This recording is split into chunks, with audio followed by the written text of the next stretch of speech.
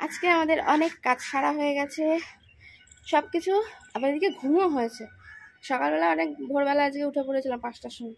তারপরে টুকটাক মায়ের হাতাবাদি কিছু কাজ করে খাওয়া দাওয়া সেরে আমাদের আজকে সকালের টিফিনে ছিল উচ্ছে আলু সিদ্ধ আর ফুলকপি দিয়ে মাছের ঝোল। তা সেই খাওয়া দাওয়া করে একটুখানি শুয়ে পড়েছিলাম আমি, মা বাবা সবাই মিলে। কারণ কয়েকদিন ধরে ঘুম হচ্ছে না, মায়েরও হচ্ছে না, আমারও রাত্রিবেলা ঘুম ভেঙে গেছে। তার জন্য ভাবলাম একটু রেস্ট না নিলে শরীরটা একটু ঝরঝরে হবে না। তাহলে কাজ করতে দেখবে ঝরঝরে হলে শরীরটা কাজ করতে অনেক ইন্টারেস্ট পাওয়া যায়। এই যে কালকে এই জামাকাপড়গুলো পরা হয়েছিল, সেগুলো কেচে কুচে এই যে দিয়ে গেছি। মা বলছে রোদের মধ্যে শাড়িটা রেখে দিতে না, তাই ভাবলাম শাড়িটা সরিয়ে এইদিকে দিয়ে দিই। আর গাছগুলোকে দেখতে এসেছিলাম, এই দেখো গাছগুলোতে কত কুড়ি এসছে দেখো, ঠিক আছে। কিন্তু একটাই সমস্যা কি বলো তো, এই গাছগুলোর কুড়িগুলো না রাখে না পাখিতে কাঠবিড়ালি সবাই মিলে উপদ্রব করে। মানে এদের এই ফুলগুলোর ওপর, মানে আমার ওপর যেমনি সবার নজর, সে আমার এলাকাবাসীর বলো, আমার আত্মীয় স্বজন বলো, বন্ধু বান্ধব সবার, সেরকম এদের দিকেও ওই পাখি আর তোমার কি বলে কাঠবিড়ালিতে এত উপদ্রব করে যে এরা আর কোথায় বাঁচে বলো। প্রতিটা ডগায় ডগায় দেখো ফুল এসছে, তোমাদের ভালো করে দেখাই তাহলে বুঝতে পারবে।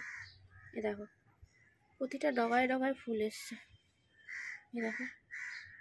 এবার এদেরকে যদি এই ছোট অবস্থাতেই খেয়ে ফেলে তাহলে আর এরা কি করে হবে।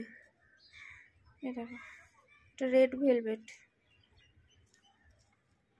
এই জবাটাও কিন্তু একদম লাল কটকটে হয়। এরা অনেকগুলো ফুল দিয়েছে। আর এই গাছটা এমনি দেশি জবা, কিন্তু দিয়েছে অনেকগুলোই। তারপরে গাছ গ্রোথ হচ্ছে, কিন্তু ডগায় সেরকম একটা ফুল আসেনি। মাঝে মাঝে সেই কি বলবো 1 মাস বাদে বাদে আসে। আর এইগুলো অনেক মানে আনার থেকে মোটামুটি পরপর ফুল হচ্ছে। আর এই গাছের ফুলটা তো একটা মাত্র হয়েছিল, ভেতরে রাখা ছিল তখন একটা এইরকম ফুল খুব সুন্দর কালারটা হয়েছিল। তারপর থেকে যত এরকম ধরনের কুড়ি হয়েছে সব পাখিতে খেয়ে ফেলে। তার জন্য এই ব্যবস্থা, এই যে কালো প্লাস্টিক দিয়েছি। দেখা যাক, যদি কালো প্লাস্টিকের ভয়ে ভাবে ভূত না পেট না কাকতাড়ুয়া কে আছে জানি না, সেই ভয়ে যদি না আসে, কি করা যায় বলো। সবসময় কি ছাদে এসে বসে থাকা যায়? সুন্দর হাওয়া দিচ্ছে, সকাল থেকে রোদ ছিল, ঘুম টুমো হয়ে গেছে। এবার স্নান টান করবো, ঘরের কাজ মোটামুটি কমপ্লিট। দেখি শাড়িটার উপর অনেকটাই রোদ্দুর করছে, ঠিকই বলেছে। আশা করছি শুকিয়ে যাবে, এই 10 মিনিট হয়ে গেল। যদি না শুকায় তাহলে এই পাশের দড়িতে দিয়ে। চল, বাবা স্নান করতে গেছে, মা ওইদিকে ওষুধ খাচ্ছে। মায়ের ওষুধ খাওয়া হয়নি, ওষুধটা খেয়ে না ততক্ষণ বসে। আমি বললাম শান্তি করে ওষুধটা খেয়ে না। তো দেখো মুখ চোখ ঘুমালে কত ফ্রেশ মনে হয়। ঘুম যদি না হয় না ঠিকঠাক, খুব শরীরটা খারাপ লাগবে। বলো এই মোটা ঘুমিয়ে ঘুমিয়ে তুমি এরকম মোটা হয়ে যাচ্ছে, কি করা যাবে। তাহলে ভেবো না যে মোটা হয়ে যাচ্ছে বলে কাজ করি না, তা নয়, কাজ করি। দেখো মোটার যদি ধাত থাকে কারুর, সে যদি কমও খায়, অল্প পরিমাণে খায়, তাও সে মোটাই হয়ে যাবে।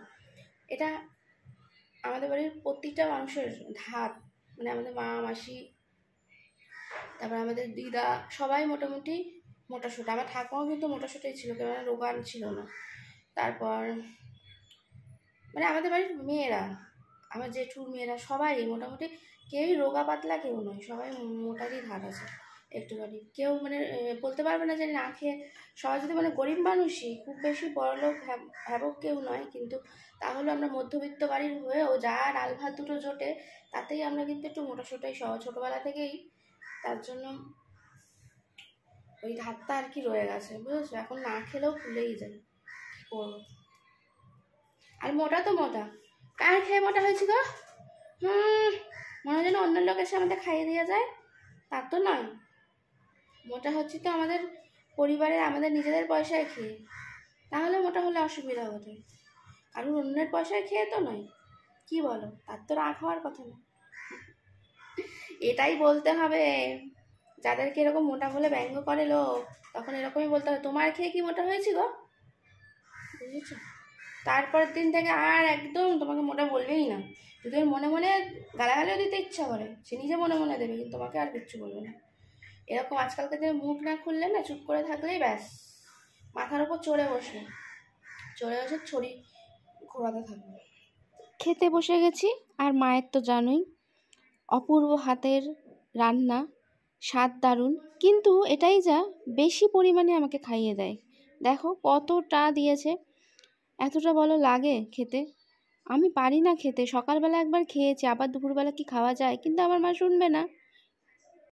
স্নান আমার হয়ে গেছে, ঘড়ির কাঁটায় এখন বাজে 3:30। গাছেদের একটু চা খাওয়াতে চলে আসলাম। কে কে আমার মতন করো বলো তো, গাছেদের থেকে চা খাওয়াও। মা চা করে রেখেছে, দেখো চা খাওয়াতে এসছে ওদেরকে। টাইম হয়ে গেছে জানোই, 3:30 থেকে 4টের মধ্যে যারা মানে কি বলবো মেনটেন করে খাওয়া দাওয়া করে, শরীর চর্চা করে, তারা কিন্তু 3:30 থেকে 4টের মধ্যে চা খাওয়া হয়ে যায়। তো এরা তো শরীর মেনটেন করেই খায় আমার মনে হয়, আমার মতন নয়। তাই জন্য এদেরকে এখন চা খাওয়াতে চলে এসছে। একবারে জামা কাপড় তুলে নিয়ে নিচে নামবো। তার আগে যেহেতু বিকেলের দিক হয়ে গেছে, তার জন্য মানে 3:30 আর ঘড়ির কাঁটায় 4টে বাজতে কতক্ষণ, এগুলো করতে করতে এমনি 4টে 4:30 বেজে যাবে।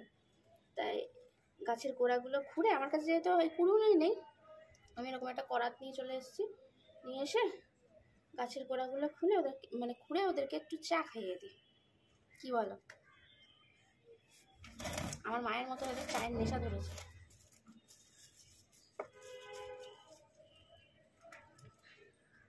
তবে মাটিগুলো মাঝে মাঝে খুঁড়ে দিলে না, ওদের অক্সিজেন নিতে খুব ভালো হয়। গাছের মাটিগুলো যদি চেপে যায়, সমস্যা, ওদের জীবনে সমস্যা তৈরি হয়, কারণ গোড়াগুলো চেপে যায়।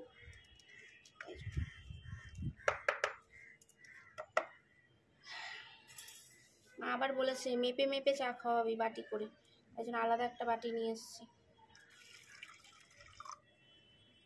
সবাইকে সম পরিমাণে নাকি চা খাওয়াতে হবে, জানি না। এর মধ্যে একটুখানি জল মিশিয়ে নিয়েছিলাম আমি। গাছের পরিচর্যা করতে কিন্তু বেশ ভালো লাগে, তাই না? সময় থাকলে, সময় না থাকলে তখনই সমস্যা।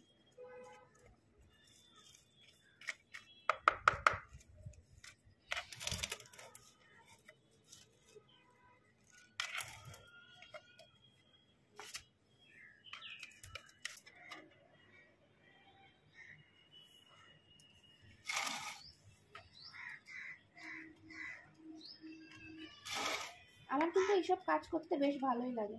তার মধ্যে বাবা পাম্পটাও চালিয়ে দিয়েছে, আর এদিকে দেখো গাছের গোড়ায় আবার কেঁচো হয়েছে, দেখো বুঝেছো, কেঁচো হয়েছে। এর জন্য কিছু না কিছু একটা ব্যবস্থা করতে হবে। মাটিতে কেঁচো হওয়া ঠিকঠাক নয় গাছেদের জন্য। আজকে কিন্তু অনেকগুলো টিপস তোমাদের দিয়ে দিয়েছে। যাই হোক, তোমাদের বাড়িতে এরকম গাছ থাকলে এরকম চা খাইও। আর এই কেঁচোর জন্য যদি তোমরা জানতে চাও, কমেন্ট করে জানিয়ে বলে দেবো কী দিলে মাটিতে কেঁচো হয় না, বা হলেও সেটা চলে যায় বা মরে যায়। যাই হোক, মরে যায় না, চলেই যায়।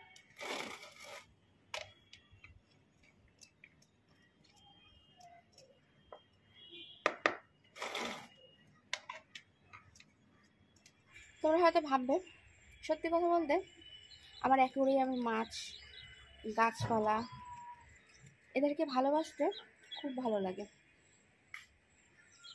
আমার মনে হয় জীবে প্রেম করে যেই জন, সেই জন সেবিছে ঈশ্বর। গাছেদের ভালোবাসার মতন মানুষ খুবই কম, পশু পাখিদের ভালোবাসার মতন মানুষ খুবই কম, তাই কি না? এই দায়িত্বটা যদি কিছুটা আমি 2-1জনকে 2-4জনের মধ্যে ছড়িয়ে দিতে পারি, এই আমার বাড়িতে যে কটা গাছ আছে, মাছের অ্যাকোয়ারিয়ামটায় মাছ আনা হয়নি, পুজোতে আনার ইচ্ছা ছিল, দেখা যাক। অ্যাকুরিয়াম সব পরিষ্কার করে রেখেছি, যদি আনতে পারি।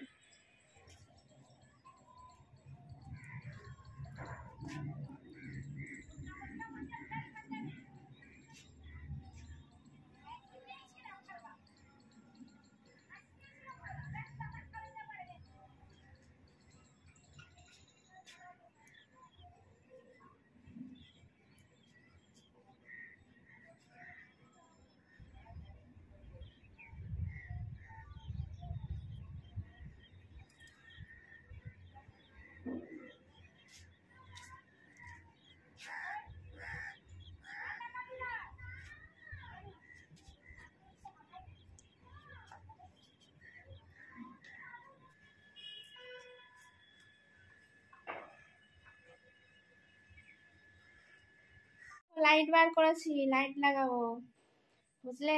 এবার সব করে রেখে দিই লাইটগুলো, কারণ বছরে একবার করেই তো জ্বালানো হয়, আর সেই কোনো অকেশন পারপাস জ্বালানো হয়, আর না হলে এই কালী পুজোর আগে আগে জ্বালানো হয়। এই লক্ষ্মী পুজোর পরপরই লাগিয়ে দেবো, লক্ষ্মী পুজো সবাই গেল, এখন লাগিয়ে দেবো, তাহলে কালী পুজো অবধি অনেক কটা দিন লাগানো থাকবে, একবারে ভাইফোঁটার পর খুলবো।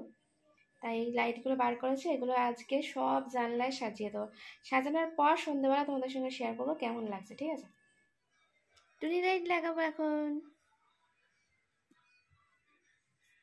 তাই সব টেস্ট করে দেখছি, লাগিয়ে নি। হ্যাঁ, জীবনে বাতি জ্বালিয়ে ফেললাম।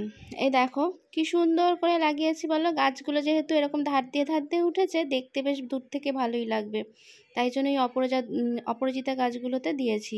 আর এইদিকে এই পাশেও যে গাছগুলো রয়েছে, সেই গাছগুলোর সামনে দিয়েও এরকমভাবে টুনি সাজিয়েছি। আমার কিন্তু বেশ এরকম দিতে গাছের মধ্যে লাইট ভালো লাগে। দেখতে কেমন লাগছে কমেন্ট করে কিন্তু জানিও তোমরা কে কে লাইট লাগিয়েছো। ফ্রিজ থেকে বার করলাম, দেখো এই যে কালকে নিয়ে এসেছিলাম, এই থোরটাকে এখন কেটে দেবো, মা তরকারি করবে, একদম কচি আছে কিন্তু।